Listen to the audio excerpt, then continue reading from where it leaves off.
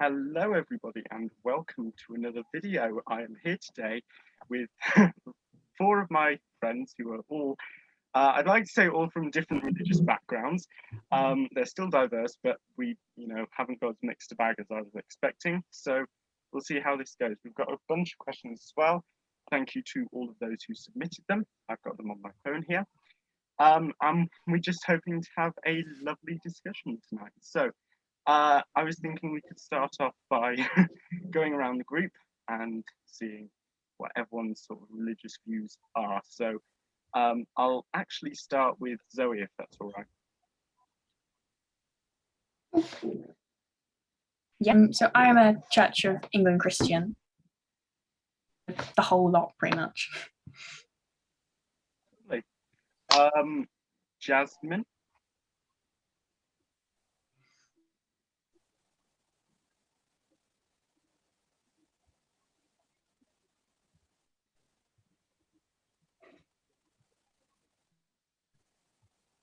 Any sound coming through for you guys at all? Sorry? Can any of you hear Jasmine at all, or is it just me? Atheist. I was brought up in a Pentecostal Christian background, but right now I'm a little bit deist, maybe.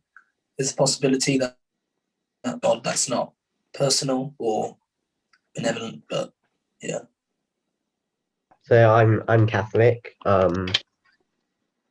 raised half Catholic, half ecumenical background. So I mean kind of lots of different Christianity. So especially like Methodist, Protestant, even that. Yeah. Yeah. Brilliant. I just want to see if Jasmine can explain her beliefs again, because I don't think that we caught that. Or might just be my computer. Yeah, I didn't hear. Okay. Right. Okay. Jasmine says her laptop is freezing. So in that case, I think Jasmine is an eclectic Wicca. Is that right? Write in the chat if you want. That'll help. Yeah. Okay. That's brilliant. Glad I got it right. Okay. So I don't know. Do you want to dive straight into questions, into the different questions that people pose to me? And we'll start off and we'll see where we go, because I bet a few of them will link to each other as well. Okay. So we'll start off with ones that people on Instagram gave me, including you, Dan. And including the one that you gave me, Dave. So we've got, why do you believe what you believe? So I guess I'll start, because I didn't actually explain what I am. So in the group chat, I put that I was a question mark sort of thing, because in all honesty, I'm an agnostic, so I don't know whether there's a God, but it really does help me to believe at least that there's something there. So, and that sounds really weird and sort of hippy-dippy and spiritual, but it just does help me. So I attend Quaker meetings and I pray to God if I'm in need of guidance. And I'm very sort of iffy about actually having to prove God or explain God's existence. I just have this belief in my heart, and that works enough for me, and it helps me. So, that's why I believe what I do. Okay, so anyone want to go next? Yeah, I'll go. So basically, I sort of changed my views when I looked at certain places where the Bible didn't really agree with what we know about the world. For example, it says God's omnibenevolent. He didn't choose to spread his message to people outside of Europe and Africa. And I thought, why would an omnipotent God? Things like that sort of turned me away from believing in a God. Christian God. Yeah. I'm seeing Dan making a bit of a funny face. You want to jump in there? I kind of agree with Morgan in the sense that I think it's technically agnostic, because the definition for me of faith is trust. Trusting in something that you don't 100%. I think everyone here can agree with me on that. But I was discussing with my family hours ago on why I believe, and I think it's based many factors, but I'd say is kind of the point to Jesus, and also so I am aware that there's kind of more experience which is, widely shown, especially in the Pentecostal, and can be kind of criticized, but can be kind of looked on from like a cynical point of view. We have had also like God, like say my name and stuff like that. But yeah, I say it was that. Absolutely. I want to come to Jasmine now as the one non-Christian, well, Christian. So I'm a lot like Morgan in this. Like, I'm open to the idea of God, but I'm not entirely convinced by it. Like the Wicca religion is just to like respect everyone and respect the things around you, and yeah, that's just it. Just kind of links in with who I am, and it.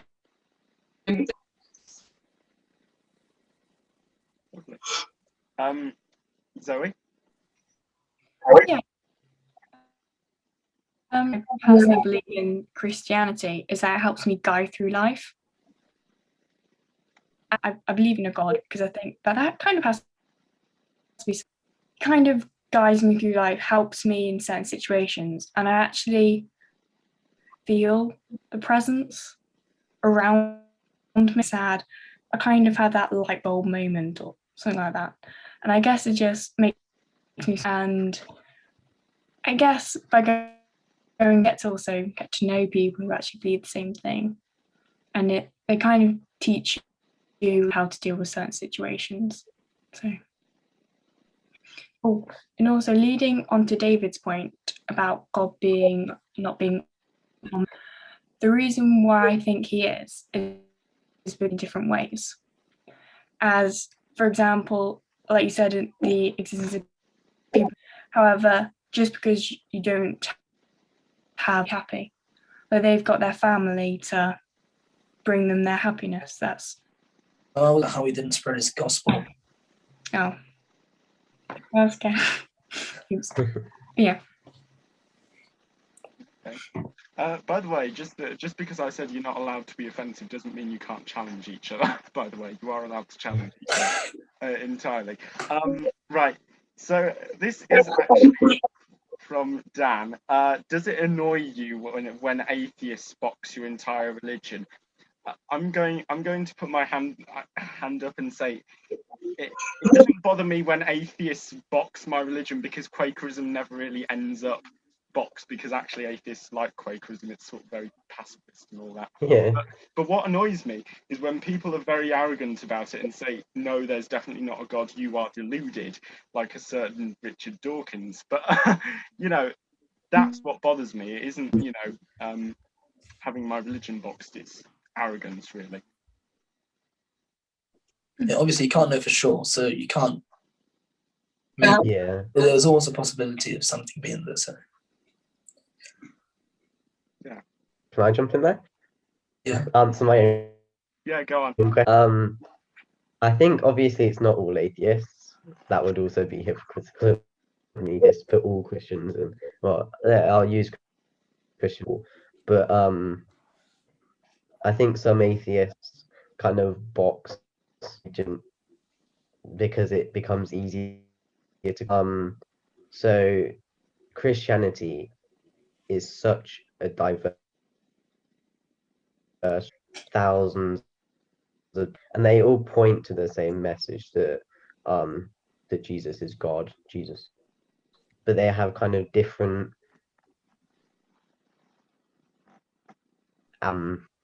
creation, or you can't imagine like being a creationist or blah blah, and then I turn around and say I'm not. It's kind of like an awkward silence. point on it.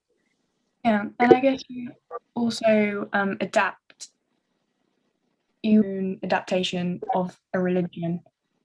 Always.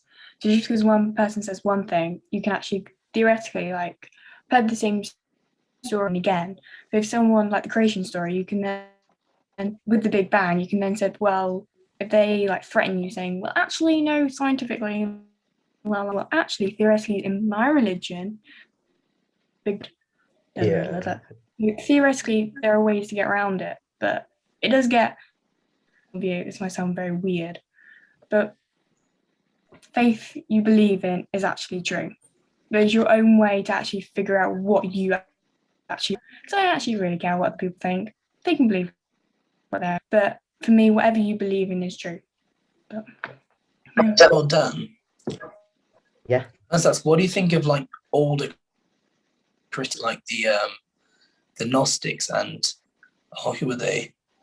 I feel lots of like denominations like back then. Different things about Jesus. Some said he was just a vessel for God. Some said he was from another completely different God. Some people think he was a. What do you think of those? Do you think those are valid forms of Christianity, or? I think about them. I Yeah. think we've had a bit, and I Yeah. do know very little. But Same. calling Jesus a spirit is kind of confusing to me, because Jesus was a being. We know he was a solid person, and kind of like the equivalent, I think, on this doesn't exist. It's kind of both. I mean, to be fair, I mean, what from what we know about Jesus is so source at the time. No. No. What other things? Famous atheist scholars conclude that Jesus was like on the earth at that time. And now but obviously it's the But where do they take that him from? being God. I'm just wondering, where do they take that from? I think they get them from census and famous isn't necessarily biblical. Yeah, and so therefore it's still, the picture that we have of Jesus person that existed.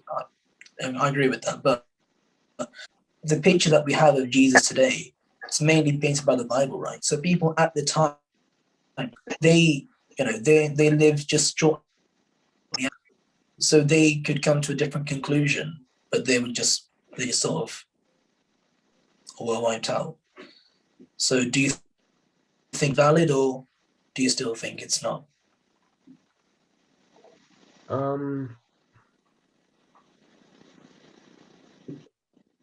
I think it's not really my position to say Yeah. if someone who is valid or not, because I think that would quite like arrogant of me. But from what I believe that Jesus was a man, and I look from that as well outside biblical.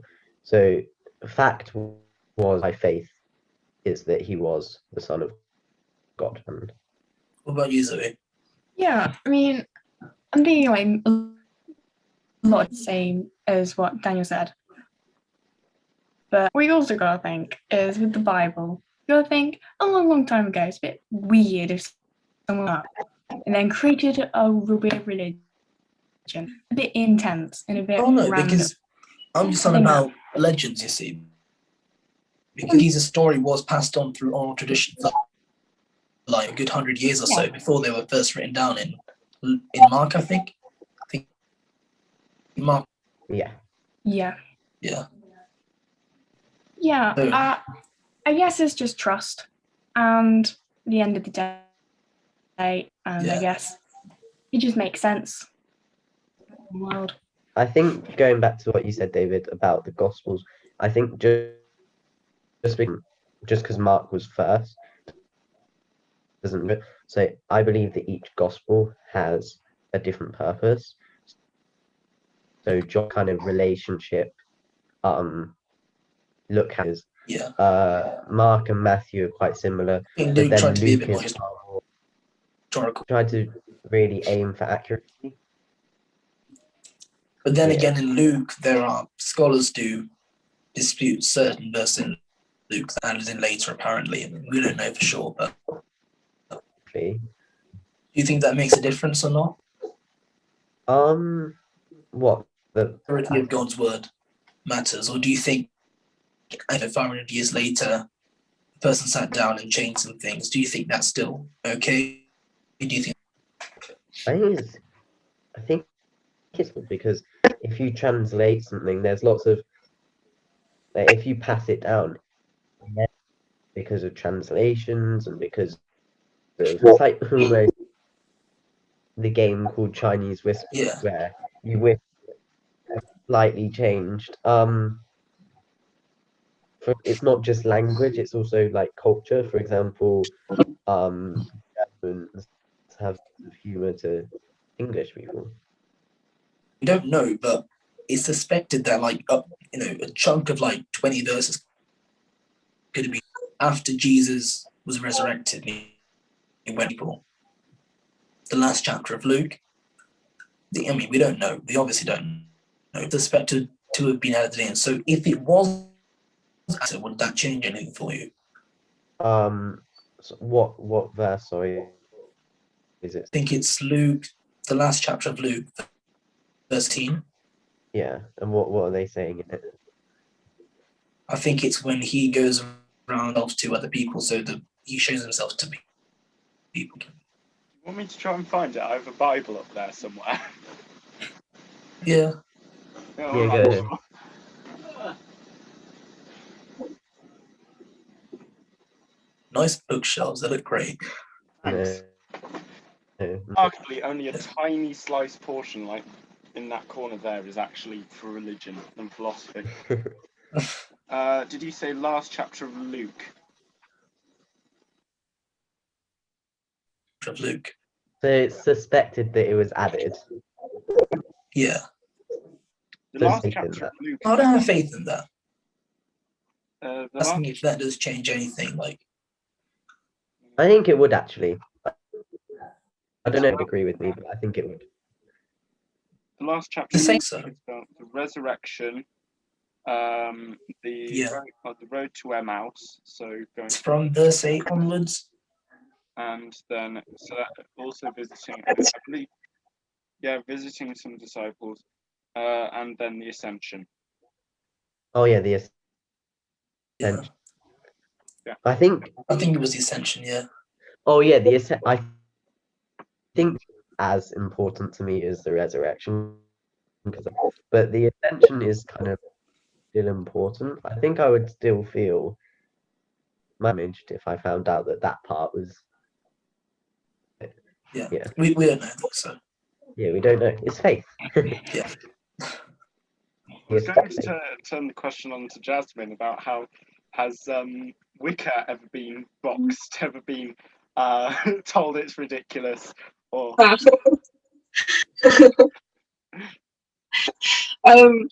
So I wouldn't say I get annoyed because it comes with exposure, and if you can't blame people for making yourself do it, so like people won't say, but I know that a lot of Mine. Jasmine, if you want to say something, I'm going to say put it in the chat. Sorry, that's really cruel of me asking you a question and then say put it in the chat. Oh dear, sorry. It's just you know, microphone's breaking up a lot. Yeah. Thanks. Sorry. I was going to build off Zoe's point, though. I think it was about having this faith. You know, there was a tweet recently from someone that said they don't understand atheism, and I sort of said, well, I understand atheism on one level, but there, in my view, at least when I try and rationalize it all, there are two types of knowledge, and this is an incredibly flimsy idea that I probably dreamt of at midnight. And it's that there's one type of knowledge of things that really probably definitely exist, like you can scientifically prove, like, for example, this tea right here. And then there are things which exist on a more personal and subjective level. Like, we all know what love is because we've experienced it. That's the second type of knowledge. We all know what hot is because we've experienced what heat is, but we all have our own personal twinges on it. And that second type of knowledge is what I think about God, at least, is the way that I sort of rationalize God and say, that's the category of knowledge that God falls into. So when atheists try and disprove God, very often they just fall into the first category of trying to disprove God, like trying to disprove that a cup exists or a chair exists, when really what they have to do is try and disprove instead that this sort of personal sense of God doesn't exist, which is a lot more difficult, really. Have any of you tried to put yourselves in the shoes of gods or a god? Like, just if you're in the position of a gods. Yeah. So what did you come up with? Would you do anything different to the Christian God, or do you think you did? I think almost a little ungrateful. So I believe God's grace is ambition, and essentially thrown at us will overcome. Look at the coronavirus. It's such a horrible disease, yet we've already and I believe that God puts people in place, but because we live in a all things occur that is obviously not good, you know. I mean, personally, if I were the Christian God, Christian or Muslim, Jewish, that's really what I know most about. So if I was any of those gods, I'd probably try and promote my message a bit more. Try it more. Because I don't think very good jobs be done with that. Today, there's still people today who've never heard of a monotheistic God. North Central Island, for example, like in contact with other people for like thousands of years. I mean, how would a theist who believes in an omnibenevolent God? I think it's like a kind of a weak point. I feel like every country around the globe, and whilst there are places where don't have any exposure to God, that's due to human. I think places like North Korea, that's due factors saying if you spread the message of God, will kill you, essentially. I think in the world believes in a God, and obviously there are communities which have never heard of a God because they're kind of on their own. Like, still believe in a God, I reckon, just not Christian God. Yeah. So do you think that if there was a God, do you think based on their own morals? So if I was like some tribal person from North Sentinel Island, that morals different to Western morals, God would judge me according to those morals or according to his own morals? So I've got two questions. One. So Yeah. no, one question and one. How do you know those people on the island don't believe? Just because they haven't Because they haven't been in contact with like people for many years. No, but just And they can because just be different. they've had no contact, it's like but there's like tribes and everything that they worship. That's exactly they do. that And usually They do that. No, that's what I'm saying. No, but just because it doesn't mean they don't believe in anything. Like, because they there are things, but just not the Judeo-Christian God. how do you know? So we've established that now they, but you say you don't kind of, how do they believe in a God in the first place? The hard question is how can we prove whether they believe? That's the difficult question. Tribes in the past, though, instead of looking at the Sentinelese, we can look at tribes in the past who we do know religions like that. So, for example, like, let's just so they're living in America. They haven't had contact with the rest of the settlers. came in and preached God, And you living just there with their own faith, their own religion. I don't know what, and you just but answered your it's own not question. Christian, obviously. though. You just answered your own question. They did event. Yeah, God is a Yeah, so God the is people who died before that, died with this Judeo-Christian God, and if the Judeo way to salvation, that's where I was gonna make my point. The point is, so I'm a Catholic, so something called Purgatory. So yeah. I don't know like a place where people develop forgiveness and kind of essentially in the past, and they kind of get a choice So it's to like a leave. second chance of sorts. It's not really a No. because let's tick this off the list. You had a bad relationship with let's solve this. It's not really start. It's more of a still the first chance, if that makes sense, because you're supposed to go to heaven even really uncorrupt. Like if you're really corrupt, like how would that work? That's why I believe in What do you believe in? So do you believe in purgatory? That we Well, sort of die. lots of interpretations of what no one really knows. Death, to be honest with you. But if I'm my point again, whether you believe in actually happens after death, would love to go to heaven. That'll be pretty awesome. Believe in that. But I understand that people might think there's this a void of just this random nothingness. I don't really, unless there's, I just believe in whatever you believe in. I believe personally there's heaven and hell, and maybe a middle world. I mean, for me, my faith didn't actually have any sort of purgatory, and I haven't really found any biblical evidence of purgatory. So because of that, does that cause me to think, well, wait a minute, that doesn't make sense?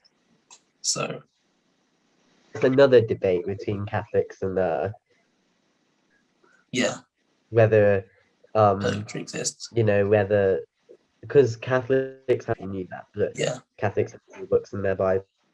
You have like 72. You guys have 66, and they yeah. probably. I'm a typical Catholic. I don't read my Bible very well.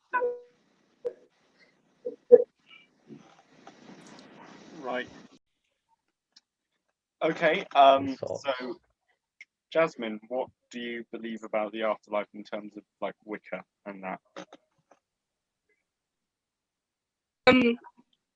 Well, in Wicca, the Summerland, which is like, so when you're going through life, stuff is to like learn lessons, and once you've learned Summerland, which is like basically just where your soul resides, and you work your way through these lessons, you're reincarnated again.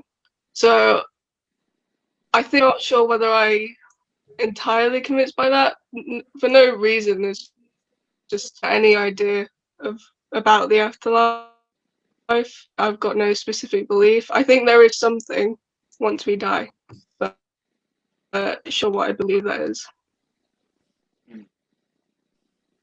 I'm really sort of perplexed by the afterlife. I don't really like looking at the afterlife. I take a very Buddhist view on the whole. Well, actually, it's not a Buddhist view because Buddhists actually say here is what we think the afterlife is going to be like. But okay, I take a very sort of hands-off view. Like we can't predict what it's going to be, So what should we do? Should we just sort of leave it and hope for the best when we die? Hopefully, sort of just do good things in life just in case, sort of thing.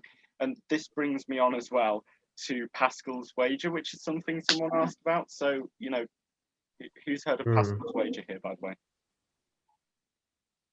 I think it's not a very good argument to support any particular religion. I think for deism, maybe. for any particular religion, you can just use that on Yeah. religion and say, well, everything's right. Yeah, for sure. I agree with you, David. But I think more for a god than a religion. Can you define it for me, please? I'm not. Yeah, of course. So basically, if there is a god and you do worship, then you're rewarded and you've got nothing to lose. But if you don't worship him, then you've got to lose. Oh, I think. So I think there's usually a diagram drawn for it. So, and it usually looks something like atheist, theist is a god, and no god. So it's like that. I think it'll have turned upside down, but like atheist, theist, yeah. is a god and no god there. And like if you're an atheist and there is a god supposedly, then you'll go to hell. If you're a theist and there is a god, then you go to heaven. And it doesn't matter whether there's a god. Well, if you're an atheist or a theist, it doesn't matter if there's no god, because nothing happens. You just rot in the grave. So basically, it's just reduced it down to you choose between going to hell or going to heaven. And so Pascal just said, well, clearly it's more logical just to make yourself believe in God. And I mean, can you really make yourself believe? That is a false dichotomy, though, isn't it? Because there are religions. Yeah. Yeah. Yeah, It's a That god, can't be true. not a because every different religion. But what if there's multiple gods? That's a second. Yeah. Or what if there's a god that doesn't? Or if there's multiple gods? There's a lot of possibilities. Yeah, So in but a I sense, think it's just a false dichotomy. Sorry, I'm just looking through the questions, by the way. There are a few of them that are really sort of that are mildly political. So I'm going to throw one our way, which is, do you think Britain should become a secular society? So do you know what I mean by a secular society? Like a society where it's like religion, there's no religious schools, there's like Oh no, the head of Church of England. We're just completely, our government and state are completely separated, like in France or in like the United States, for example. I mean, the United States is doing a poor job of it, but yeah, well, what do you think about that? Good thing. I think it already I is. think like Yeah. government policy should be separate from religion, because religion is a very personal, make decisions for everyone else based on your own. Yeah. I think it already is. Yeah. And I feel like growing religion is secular liberalism. So it's kind of secularism, liberalism. So it's thinking whatever you want. And that is the fastest growing religion, I think. Yeah, I mean, I think that the country It's a isn't. good thing or a bad thing. I mean, I think this country isn't actually that Time. as secular as it seems. I mean, it's definitely more secular than, say, Saudi Arabia, for example, obviously. But, the fact that our head of state is still the head of the Church of England, considering, and, MPs are, we still actually, the House of Lords, so the, upper house of our parliament, a big chunk of it is still made up of bishops. So, they're still making big decisions about our politics. So it's not as secular as it seems. But, of course, given the choice, would I rather live here or, Very Saudi little Arabia bit. in terms of secularism, here, but still. Yeah. Okay, that seemed to die fast. There's a debate. So I guess I'll find something else that might provoke something else. Okay, so, right, this is an interesting one. Should children get baptized by their parents, or should it be that they wait until an age where the child can decide for themselves? This applies as well to, I'm going to apply this to circumcision as well of children, because that's more, physical harm as well. So we'll see where that goes. Anyone speak? Yeah, you do it. You do it. No, you go first. Oh, mine is very quick anyway. I chose to get baptized my own age. I think it's better because there's like, it's more recognizable that the child. But yeah, the general church may disagree with me, but that's just my individual belief. But yeah, what? Yeah, I was going to say the same as you. Like, the child say multiple different things and then make their own decision, because then you're not forced.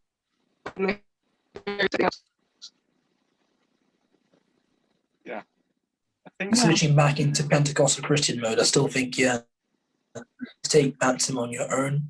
That is a choice that you should make for yourself, not that your parents should make for you. I think religion is a very personal thing. So if you do choose to believe, then that should be your own decision. Yeah, I totally agree with all of you, actually. I mean, I really want to be baptized. I haven't been baptized yet. But it's like both my parents are baptized, but they're not Christian at all. Because it's not like it wasn't really their choice. I think, like Dave said, it's your own thing. It's your own thing that you've discovered on your own, which is pretty much the definition of religion. Is it's what you believe in, not what mum believes in, not what your friend Bob believes in. It's what actually you thoroughly believe. So I think it should be your own choice at the end of the day. Well, I I was think baptized like last August, and then suddenly bit I became awkward. atheist a few months later. I think the Catholic Church do kind of have something called confirmation where you make your own decision. But in a way, I feel like that makes baptism almost obsolete. Like, It does. yeah. it's like how Judaism has the bar mitzvah, which, the bat mitzvah when it was actually extended to girls, but it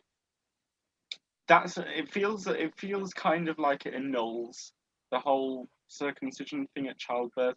But the thing is that, I mean, I know nothing about confirmation, of course, but as well, because Quakers don't believe in any sacraments at all.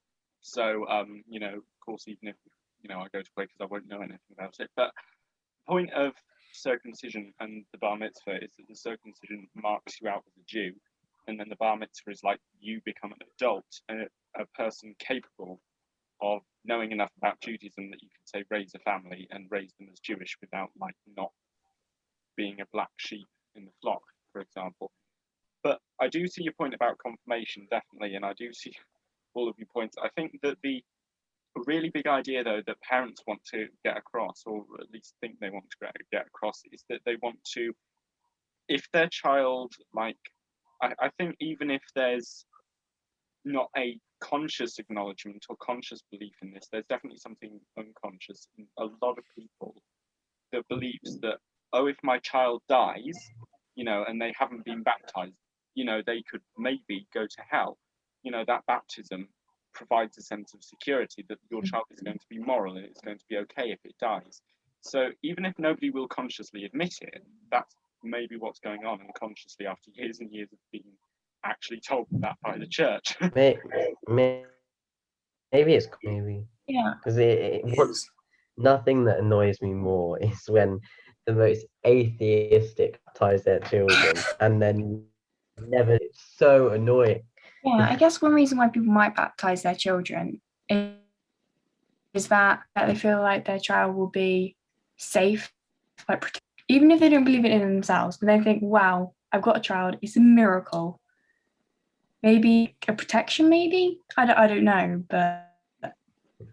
Yeah. Maybe, yeah. See, going on from what Dan was saying, the Quakers, one of the few things that they do actually acknowledge is marriage.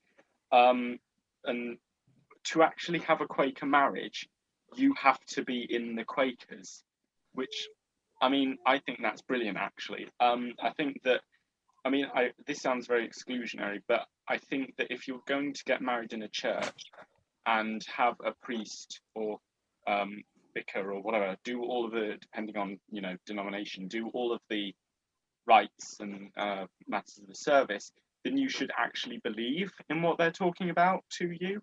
Like, otherwise, just get a civil partnership. You know, the straights can get those now, so just Yeah, do that exactly. instead.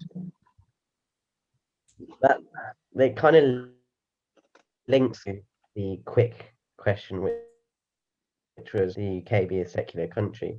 It's like you want to be a secular country, but you want to have all the religion brings. You know, you want to celebrate Valentine's Day, Christmas. You want your Christmas.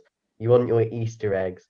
It's like you want you want this, that, and the other, and it's like it's a decision. Like, Yeah, it's like I actually going off is that I learned this at Christmas. You know how when you have like you go through Warwick, say, I know you don't live in Warwick, but you know we have like Happy Christmas from Warwick. I actually do that anymore because of different religions. So it's just like, I mean, surely Christmas is quite a secular. It has roots in Christianity and in other, but even though it came from religions, nowadays it's not anything to do with it. So it's I don't know, but it was I read it a couple of years ago about Birmingham because they don't do it anymore. He was basically saying to make sure specifically identify that the council is Christianity. I think that's why. A bit weird, but hey. I think Christmas is different to other celebrations, like, I don't know, Ramadan or whatever. Different because it's evolved a lot and it's ingrained in our culture now. It's not that religious anymore. It might have started off with a little bit of paganism, a little bit. Nowadays, it's a bit of fun, isn't it? Yeah. I have to say that I don't really. I think 2 Christmases ago, because, you know, of course, COVID came along, I remember going to a Quaker Christmas ceremony, and actually, the Quakers, well, celebration, the Quakers originally weren't allowed to celebrate Christmas. Every day is supposed to be as holy as the last for Quakers. But it was really sort of, for me, even though I actually, and this is going to sound really mildly offensive maybe, but I don't believe personally that Jesus is the Son of God, or that Jesus was, you know, was half human or fully human and fully God. I just kind of believe that Jesus was at least some guy who had a special place in history and is really a good example to everyone. But there is something very, I suppose this is, you can correct me if I'm wrong, Jasmine, but it's sort of trying to tap in to this idea of there's light and there's beauty even in the darkest of seasons, which I think is what Yule is about. If you know, I feel very spiritual at Christmas, and it's not, and that's what drives me to actually sort of acknowledge the religious side of it occasionally, like, you know, lighting candles and maybe praying a bit more, because not necessarily because I believe in Jesus as, you know, that figure as the Messiah, but instead just because I believe there is something special about God's light, God's truth during such a dark season. So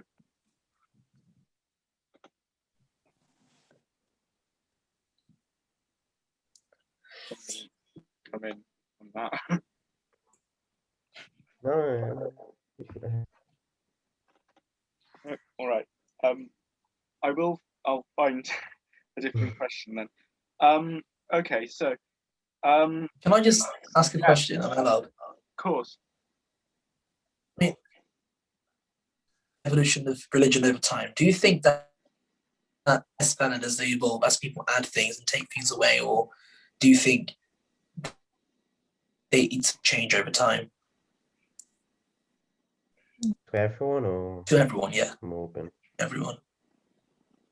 I think so. There are things in the Bible which to their time, but also timeless. So, for example, if I were to new moral book, and talks about how climate change needs to be, how cars need to be electric. Picture this: say in 200 years, all cars are already electric.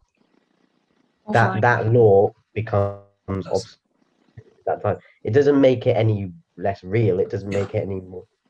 But then there are things which are timeless, which are, you know, you can literally apply it to everyday life. That's what I think. Yeah, I think that. I'm thinking. Sorry.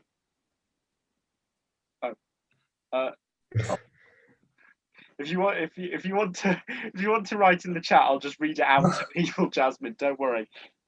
What? I think Jasmine's got really bad connection. What was the question again? David, could you repeat your question? Sorry. What do you think of the evolution of religions over time? That's a good thing or a bad thing?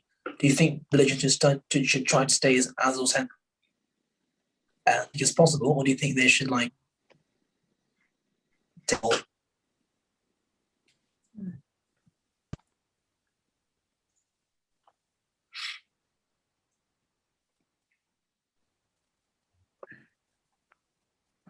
Okay. Jasmine's typing. But I think I mentioned this when I was talking about, probably when I was either talking about the Tanakh or the Triune God, but especially when talking about like the ideas of the Bible having ideas that are seemingly outdated, I think that a lot of the vagueness, I mean, I'd say this is a good defense for Christians. A lot of the vagueness, a lot of the stuff that appears to be outdated or untrue, it isn't because you should take God's word literally. I don't think you should take God's word exactly literally, especially when this thing has been translated in and out of different languages so many times. But there is definitely some sort of an undercurrent that can probably be interpreted and picked out, and that's what I believe is there. That's why I believe that you can actually change religions as long as there is this sort of essence that remains. Like, that's why, there was a video done about Mormonism from this channel called Knowing Better, and one of the arguments about like why Mormons used to believe what they did about black people, which is pretty damn horrific, is because it was right for the time, and it coincided with the essence of Mormonism at that time. And that means by today's standards, Mormonism was racist, definitely, but it's what the essence of Mormonism, spewed out at the time, and the essence of Mormonism gives out different things now, essentially. And I sort of see where that logic is coming from. I'm just going to read out. Sometimes when you keep older views, it might be a bit. Jehovah's Witnesses today are like wildly homophobic. Yeah. They're keeping old beliefs, which were from an older time, and they just don't fit into our society. That's what I was saying about should they evolve. I personally think like all religions should try and evolve. Yeah, I think definitely that religion should try, and when an opportunity arises, show compassion. And I think one of the best examples of this is how a lot of Christians today, especially Catholics, when talking about, say, homosexuality or sex work or, really thorny issues like that, will say things like, love the sinner, hate the sin. I mean, I have my own issues with that as a, sort of idea, because it brings into a lot of ideas of how can you punish someone for a sin, but then say you love the sinner. But I don't prove that's really complex. I'm just going to read out what Jasmine said, though. I think the development and change is a good thing because people can find something that fits them and makes them happy. And modern times mean new ways of thinking, and I think it's important religion moves with changing views. Yeah, absolutely. Yeah, I'd say I agree. Yeah. Yeah, I totally agree with that. However, I do sometimes, being Christian, it's such a special time of year. Yes, I miss the traditions and what actually Christmas is actually about. They're involved in all this exchange presents, like not just about that. It's actually a whole other context. And I guess I kind of know, obviously, presents link in with the birth. Not how I think it should be, if that makes sense. Yeah. I watch some of my friends have Mexican dinner on Christmas, and I really, really detest that. I don't like it. But I just miss some aspects of certain religions Yeah, and certain holidays. It's like Easter. Why do we get it's nice. and it or the Easter Bunny? I don't know. I mean, it is a lot of I've never pagan understood it. stuff mixed in with Christianity, like Yeah. old stuff from back then. I think a lot of Roman religion was thrown into Christmas, Saturnalia, and all that. And I think with the Easter, is it anything to do with spring? Like spring, Yeah. was there any Yeah. religious celebration of spring? It's I know there's a literal. Easter was in bulk, and then Christmas was Yule in the pagan calendar. Yeah.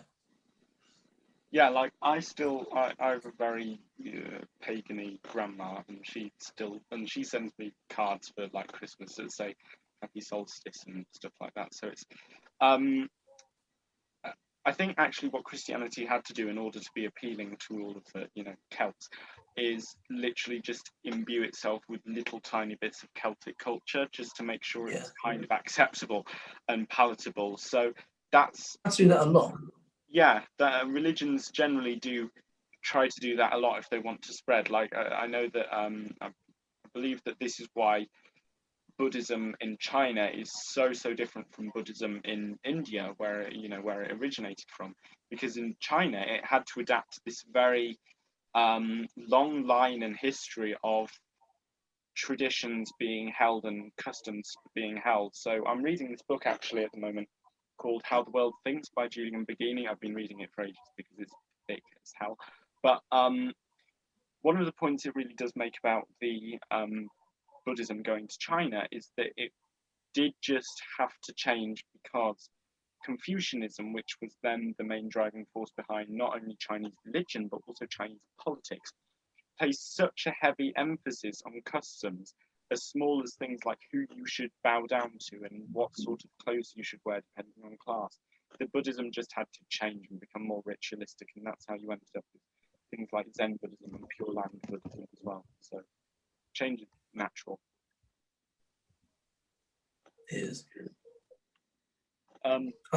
Adapt the character of Jesus itself in the Bible. I think in the book of Luke, there's a lot about that, how they had to sort of change him to be a little bit more compact, a bit more pro-Roman. I disagree. All of that to make it more accepted with No, I disagree. I think it's a radical throughout, and that's why he died. And that's why he was criticized, and disciples left him. So I think for the Jews were example, framed a lot more. I think they tried to make it look like it was a lot more the Jews' fault, so they can actually expand into the Roman Empire. I think they just sort of pinned the Jesus on the Jews more than on the Romans. And that was a main change that they sort of subtly made. And going back to your point, David, about Veganism and Christianity, I think Christians are kind of aware that they but I feel it's still there. Like it's the birth of Jesus. Like, sure, we did borrow certain things. Like we borrowed like mistletoe. But I feel like that's more cultural in the Christian holiday of Christmas than theological. Yeah, it is. So I feel like it's okay that we borrow pagans.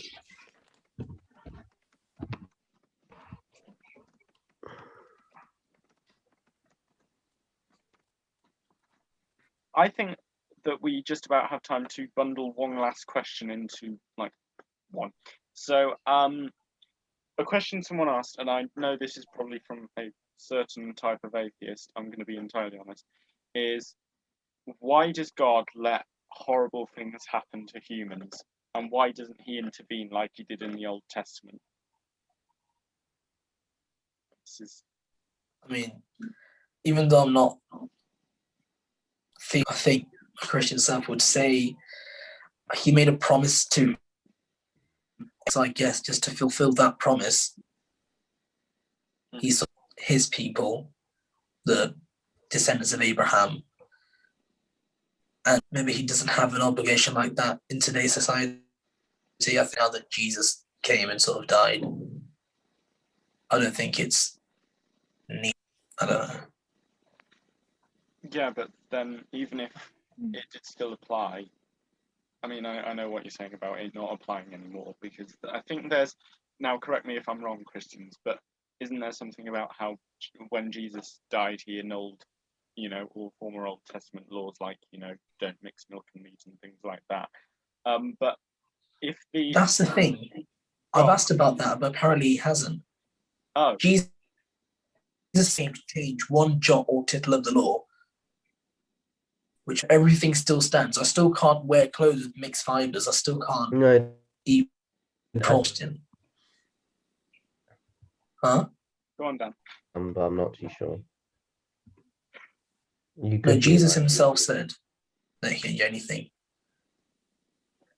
I think he meant grand scheme where Peter was like, "Yo, where's the mighty king?" I think he meant more meant it like, I'm not here to cause, violence.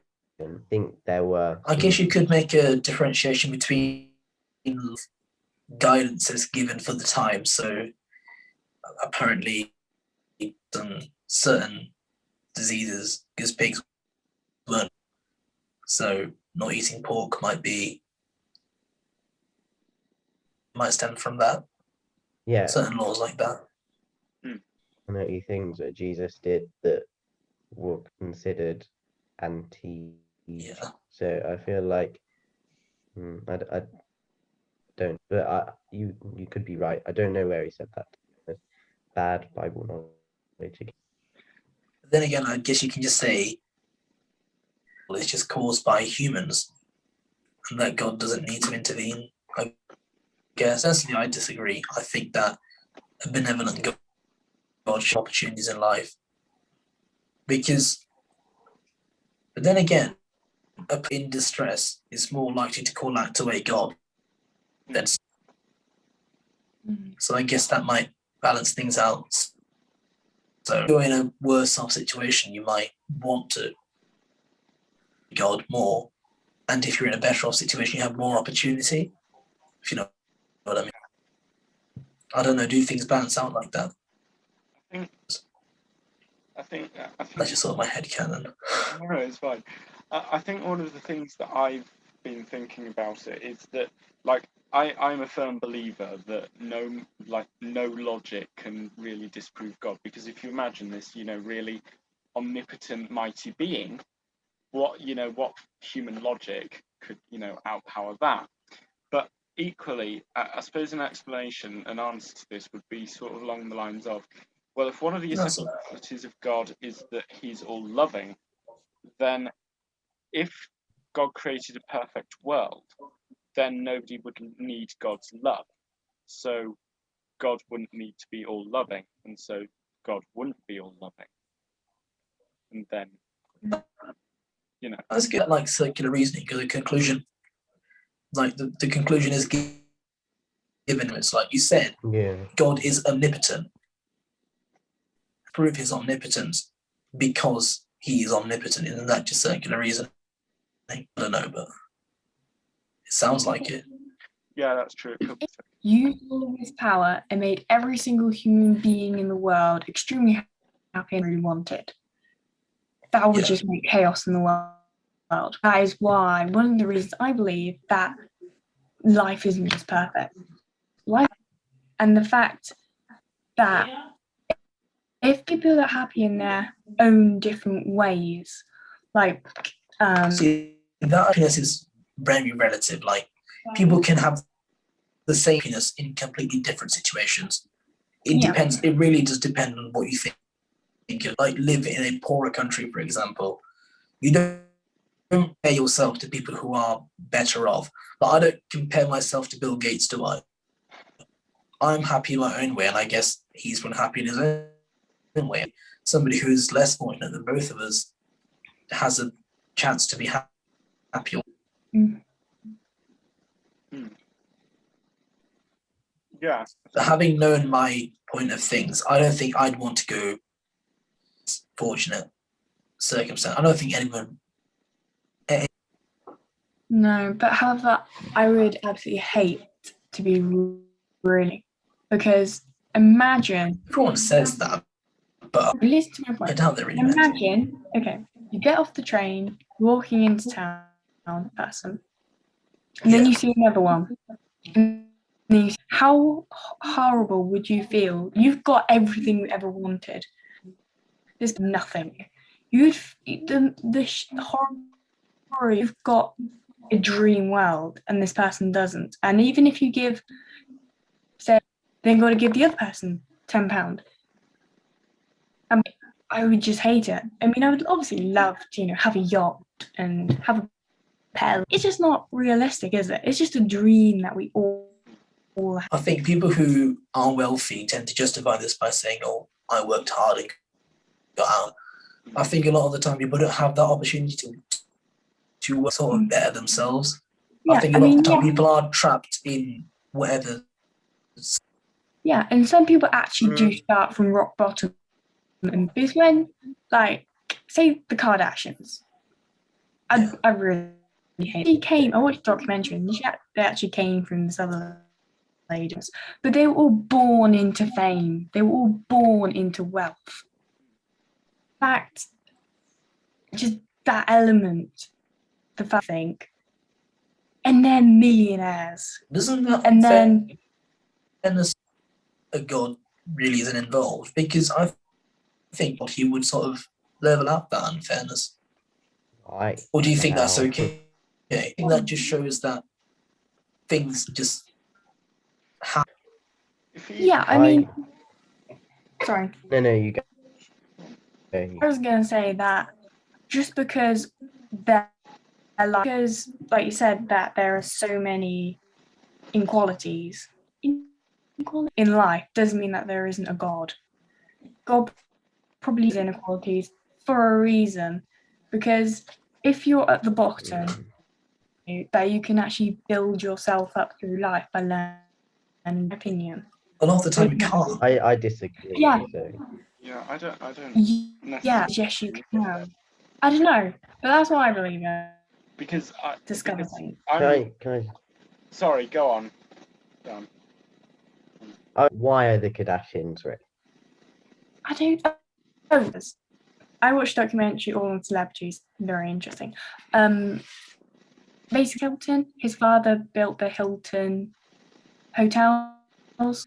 Kim Kardashian was her assistant, Harrison, and she suddenly came into fame by, oh, hi, who are they? And then her mum pitched a TV show about the Kardashians. Exactly. And who watches the TV shows? Exactly. We bring them money. So I don't understand why that's got why would God intervene in stuff that we don't? Like it's not evil that they're rich. Like I don't like them at all. No, I mean, mean, it's whether it or not. Now we're gonna have two. You could make that. Yeah, you're right. Wait, did Jasmine? Yeah, Jasmine. Jasmine's two now. But I disagree that I don't think God creates inequality. I think but it's our job to be more egalitarian, and I feel like we've never been more equal. I think, and people are being raised out of poverty. I feel like there's kind of shifted from less about God and more about economics. Yeah, it probably is. To be entirely fair, and I do agree with you that actually people made Kim Kardashian rich, and I mean, I suppose a question you could, you know, go off that is, well, why did God make people so thick then? But you know, um, just being blunt. I mean, I don't think that God would have created a hierarchy just because my own belief, well, my faith sort of comes out of my philosophy, and my philosophy kind of links to my own vaguely anarchist viewpoint of society. So I'm kind of vaguely skeptical of the idea that God created a hierarchy. I suppose the Yeah. kind of best justification I could give is, how could you tell if someone was moral or not if you just sort of had a perfect world? There would be nothing to sort of measure anyone by. It would just be like, oh, okay. Jasmine said, I don't know enough about the Bible or Christian beliefs to form much of an opinion, but why should it be up to God to resolve the suffering caused by humans instead of humans learning to become better people? I mean, one of the things that Quakerism teaches is that actually God doesn't really act in the world that much. It's more that humans do things through God, and sort of take on the spirit of God and just do things. And that's what charitable acts are, and that's what Quakers believe we should probably take from people actually talking to God, or supposedly talking to God in the Bible. That actually they're just acting through God, and that's what they believe God was intending them to do, rather than God literally talk to them. But Quaker theology is really funny and iffy and complex, so I'm not going to delve further into it. But yeah, I think. No, go on. Was just gonna say, like, this is very different to what other people believe, but the way I love to think of it is God is like this, and we're like his employee, so we kind of carry the business, ones that make the business profitable without of collapses, but arguably the CEO people. So let's look at an example. Poverty. For in place to resolve, for example. Simple as that. And that is an employee, if that makes sense. Yeah. I mean, that thing of God giving people to do things, that's what the whole problem of him not preaching the gospel comes from. Because if you give something to people to do, very efficient, and like, first of all, so like, word is apparently just written down, and that written down word didn't. So why would God sit back and give the one very unreliable, instead of going in there like revealing himself, sort of step down, sort of say, yo, I'm here, should me in there? Wouldn't that be a lot easier and more logical, instead of sitting back on the sidelines? And maybe radical suggestion: God doesn't actually really care that much about which religion you follow. All that God really cares about is that you're a good person who doesn't harm others. yeah.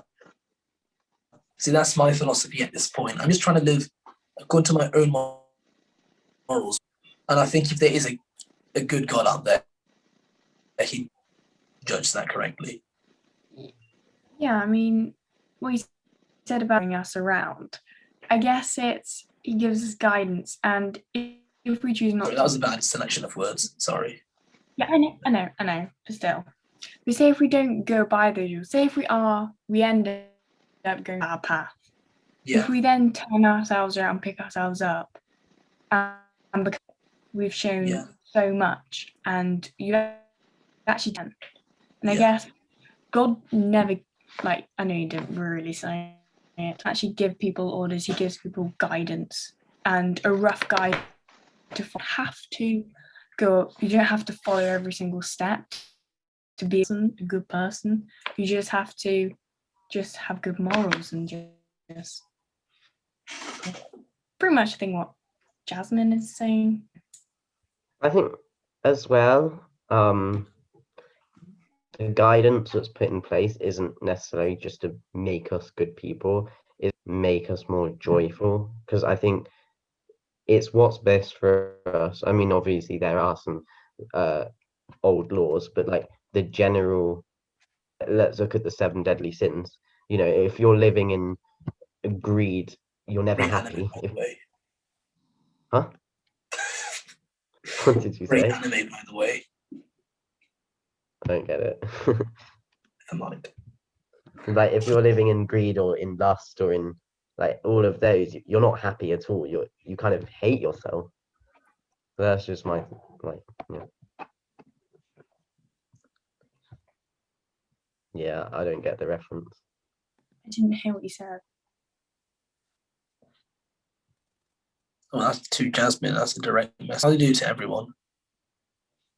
Oh, there we go.